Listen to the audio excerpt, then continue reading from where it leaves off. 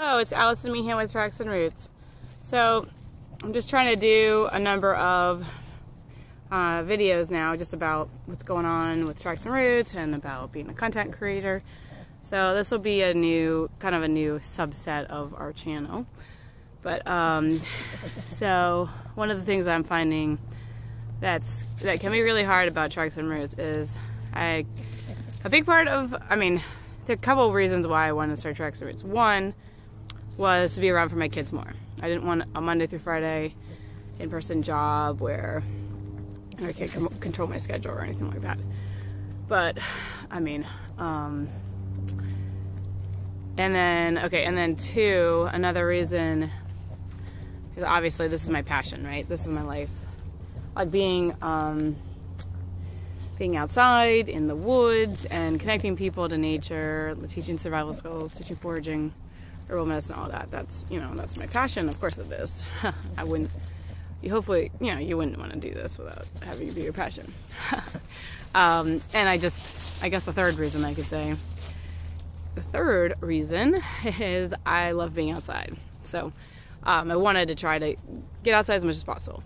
Okay, so a little bit about running a business. I will say, running a business, it's always going to be way harder than just turning around and getting an in-person job. So probably looking earnings-wise, it definitely, looking at it from this point, definitely would have been better to go in person. But then I'd be working 40 hours every week. My kids are off, I think I've counted it, it's like 12 or, no, it's like 14 weeks out of the year. It ends up really being a lot, and that's without sick days or anything. So even if they're going to public school, which, I always kind of wanted to homeschool. It's always like, oh, I want to do this business. I've always wanted to do maybe too many things at once, right?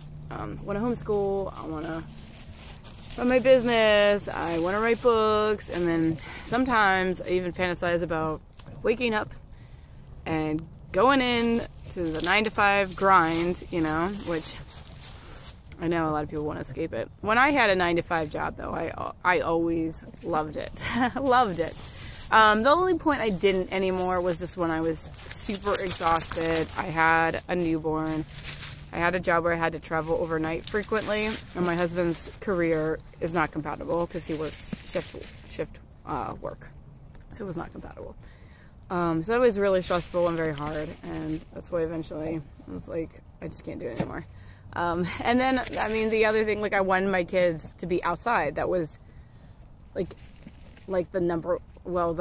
was the number one thing I wanted for my kids. Number two was that I wanted to read to them a ton, and I managed to do both. A little bit less and less with each kid because I think with my first child, I was like, oh, she's just so smart because I've been reading to her all the time and talking to her. And, I was like, oh, good job. I did a great job. But, as she gets older and, upon deeper reflection, I realize, it's probably almost entirely genetic. So, it's true. She wouldn't know as much if we hadn't been exposing her to that information. But, I think certain kids, like that gifted gene or whatever, it's just in the gene, right? It's like when you look at people's personalities, a lot of it's just actual personalities. So anyway, I find that whole thing, personality type, super interesting. But now I am crazy off topic. What I wanted to talk about was running a business. So so the things I've mentioned, quality time with more time with the kids, and this being my passion, and being outside outside more. I would say two of those haven't 100% panned out. Okay, well, I guess they have. It's hard to quantify it, but I feel like a lot of times with running a business, when the kids are home, it's very hard for me to turn my focus from the business and focus on them. My mind, by the time they come home or whatever, I'm still thinking about the business a lot of the time. Or this weekend, I really wanted to go out and start filming for my new channel that I'm starting, the Elf Forager. And I just, you know, it's kind of sad because, like, I want to focus on them and pay attention to them, but at the same time, it's like, I want this business to be successful. And not only that, it's like, it at this point, it needs to be successful. We've kind of moved on. We've just, like, it is going really well in a lot of senses, but, like, we need to be increasing the household earnings a bit, and so I'm under pressure from that. And then,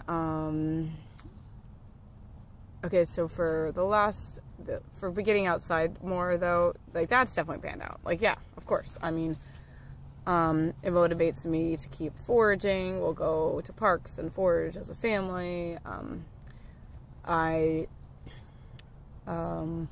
Of course, I teach outside, so that's outside time.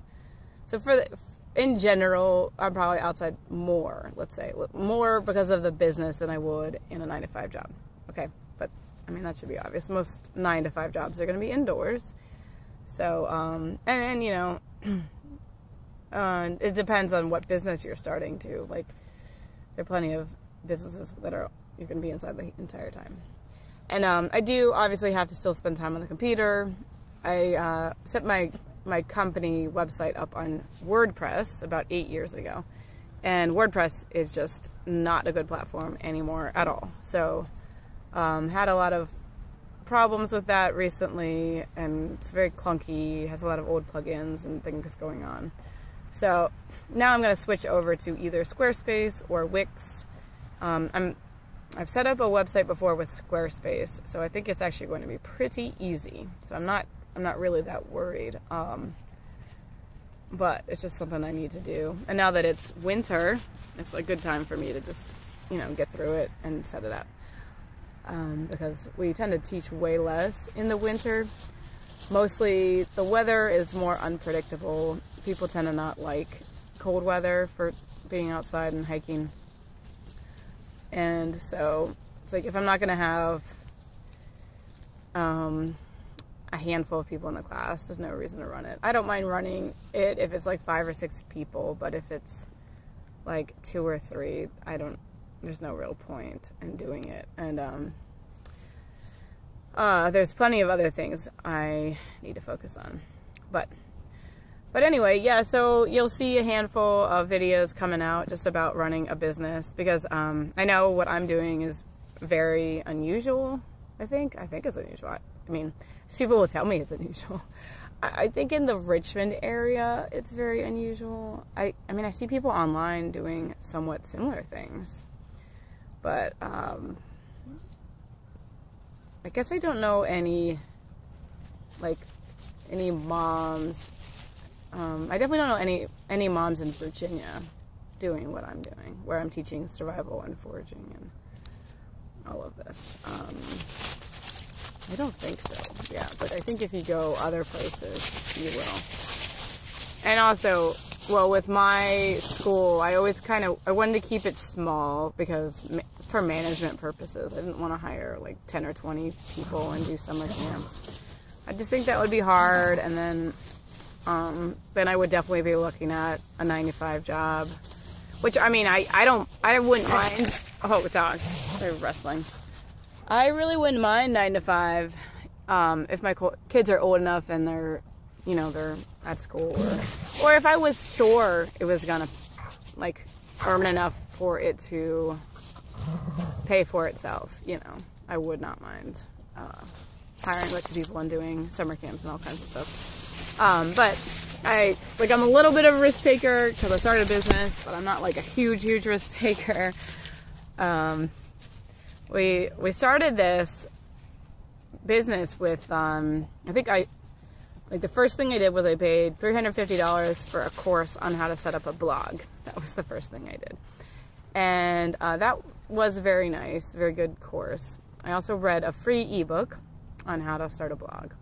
And then I started the blog. And then I did pay $300 or $350 for the logo. I wanted the logo that I have with the paw print and the roots.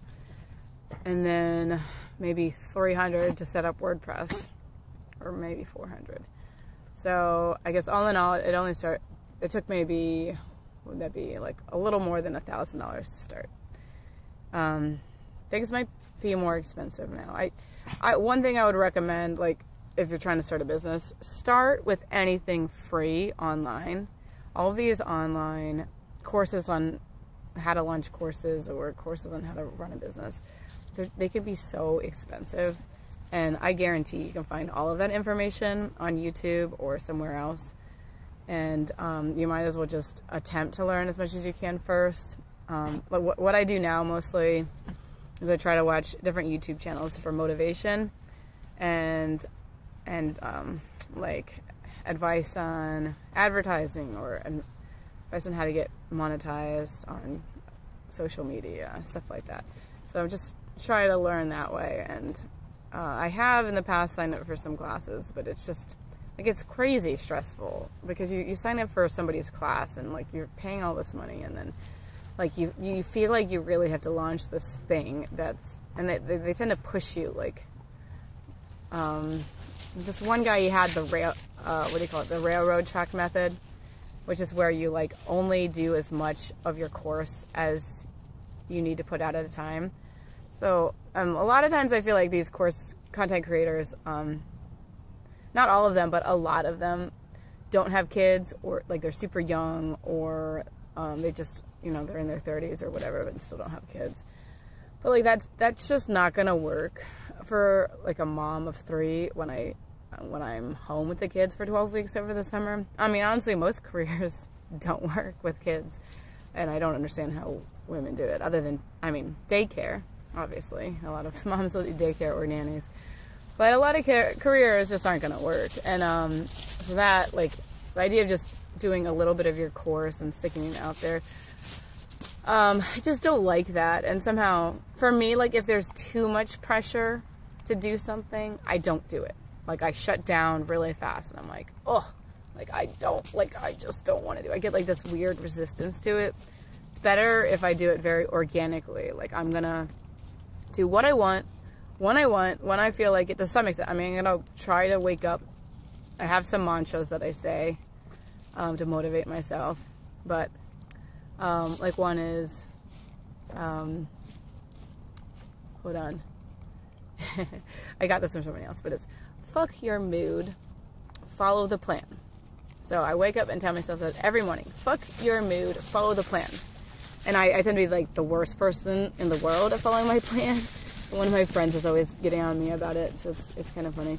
And then I even saw a career coach recently, and she said, you know, you need to start picking one thing that you're going to work on for a while and finish that. So, and I guess that's true, like a book or, you know, YouTube channel, or, because I tend to think, like, I tend to think my area that I can get done in a day is just like infinite, and then I'm shocked that I'm exhausted by 3 p.m.